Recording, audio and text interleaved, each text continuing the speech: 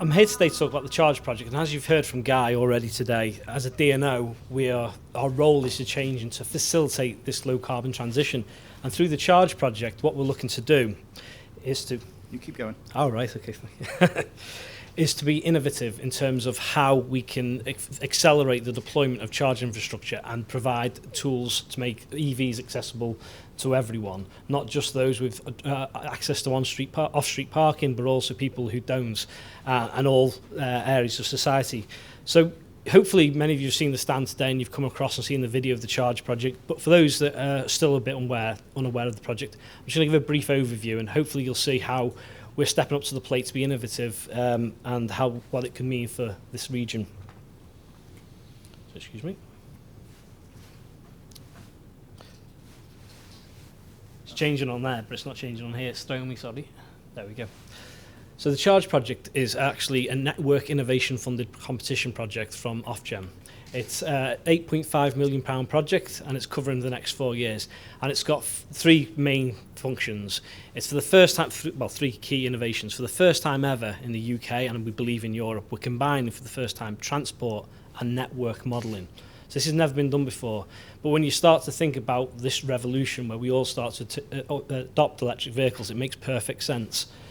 The second thing we're going to do is we're going to develop innovative connection solutions for EVs. And we, again, going back to what Guy said, we want to minimise the disruption to the pavements, the streets for the customers, but we also want to maximise the utilisation of what assets we've got in the ground already.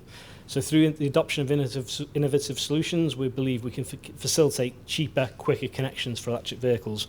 And last but not least, we're going to develop a tool called Connect More. And I'll go into this in a bit more detail, but this Connect More tool will allow many of you to actually basically do your own electric vehicle connection, do your own network study, understand where there's going to be a need for electric vehicles, where there's the business case is strongest, where there's capacity, and ultimately what the cost would be for you to connect. And hopefully through all these things coming together, it'll enable you as an investor or as a local authority the ability to install more public charging points.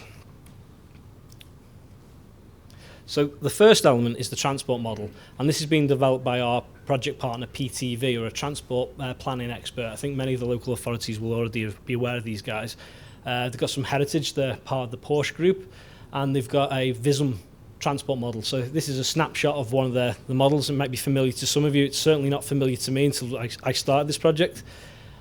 When we look at transport models, we look at our own network models, and we assume they're very similar to each other, very analogous. What we've learned is electrons behave the way we expect them to by the laws of physics.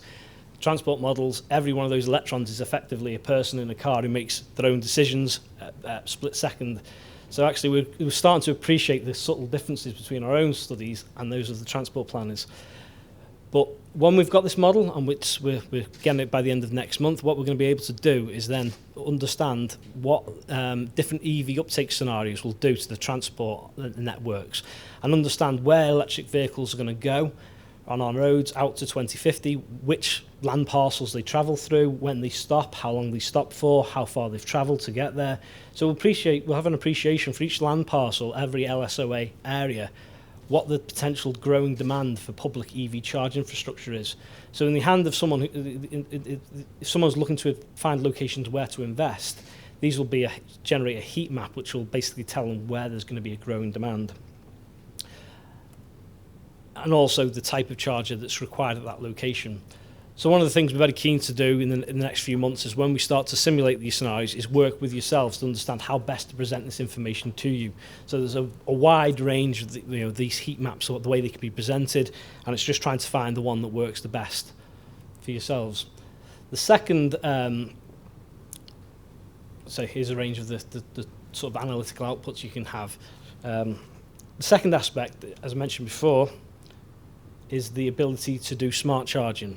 And smart charging is nothing groundbreaking. It's the ability to actually send command and control signals to the charge points. And this capability is inherent to most of the modern chargers that are out there right now. OLEV are only giving funding for chargers that have this capability. And what we're looking to do is utilise that inherent capability to manage the chargers to avoid congestion on our network. So if you think of it as like the M6 smart motorway, you want a 4-lane motorway. You've got the you don't want to increase the footprint. It's similar with our network. We're saying you can have that effectively the 4-carriage network, but at times of constraint, the hard shoulder reverts back to a hard shoulder. It goes to a 3-lane motorway, and you're only going to get the 3 lanes. It's very similar to our network. We want to be able to say to you, yes, you can have the full capacity for the charge points, but under certain conditions, whether there's a fault on the network or there's high demand, we're going to constrain that output, and the charge point operator is going to decide how best to then divvy that amongst the chargers that are live. So this, in terms of smart charging, it doesn't mean that the chargers out there right now have to be ripped up. Most of them have got this capability. We're just looking to tie them to the network to free up capacity, which otherwise would not be available. I think we covered off quite a bit already why they're required. We don't want to be digging up the road. We've got a huge investment ahead of ourselves. We've got huge ambitious targets in each of our licence areas. We want to make sure that we can meet these targets and not be the ones that slow down adoption. So we see the smart charge as being an essential tool to facilitate this. In terms of solutions, there's going to be a wide range, and I won't go into the technical details, but when we say smart chargers, some of the very first ones will be very simplistic. They won't allow people to, permit people to charge at lunchtime, at tea time peak, As you start progressing and people start embedding renewable resources and battery storage, they start to get more sophisticated. And then towards the back end, we're expecting to see the market coming into the whole flexibility service and the potential to trade off electric vehicle charging and storage to actually generate an income. So under this project, we're looking to do trial sites, a first round of trials next summer, and then again in 2021. So many of the guys in the room have been speaking to already to try and line up trial sites in Merseyside, as well as Cheshire and North Wales. And a lot of them are starting to get traction now. So hopefully this time next year, we'll be getting some real results from these smart charging solutions. And if anyone wants to talk about any of these in more details, please catch me afterwards. Where it all comes together, though, is the final act, which is the Connect More tool, which a local company, EA Technology, based in Ellesmere Port, are pulling together. And this is basically the Connect More self-assessment tool for anyone that wants to do an EV charging point connection. And it's a self-service tool. So rather than coming to us for a connection and going through the lengthy process of applying for a connection, you'll actually have a tool on your iPad, your phone, you name it, whatever platform you use, to specify what type of connection you want, what type of charge you want, and then draw a location on the map as to where you want to connect. So it could be a car park, it could be a street.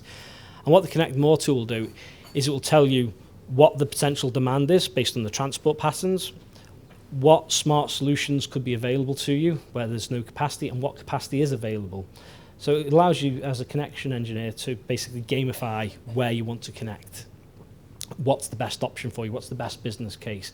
And when you've actually found a connection to the network where there is capacity, it even allows you to draw your own connection. So if you know the local area, you'll know the route the cable has to take to join to our network.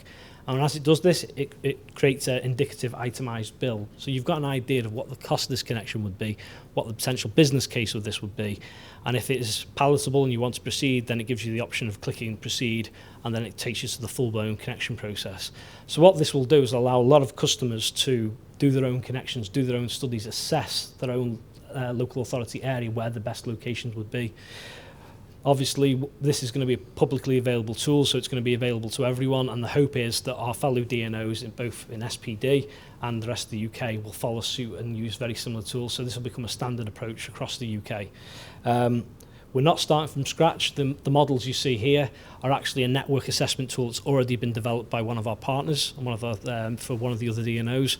So whilst we aren't starting from scratch, we're going to develop a hell of a lot more functionality. So we're expecting this to take about 2 years before the beta version goes live. But once it is live, we think this is going to be a great enabler to allow the acceleration of public charge infrastructure. So I'd be glad to know that is pretty much it for me. It's just to cover off our sort of next steps. And as I said before, we have these large-scale trials that we're planned for next year and the year after. So if anyone in this room is interested in putting public charge infrastructure in and would like to talk to us and involved in the project, please come and grab myself or the team at the stand. The Connect More tool, if you are interested in that, we have a stakeholder event. Unfortunately, we planned it for the 12th of December. Yeah.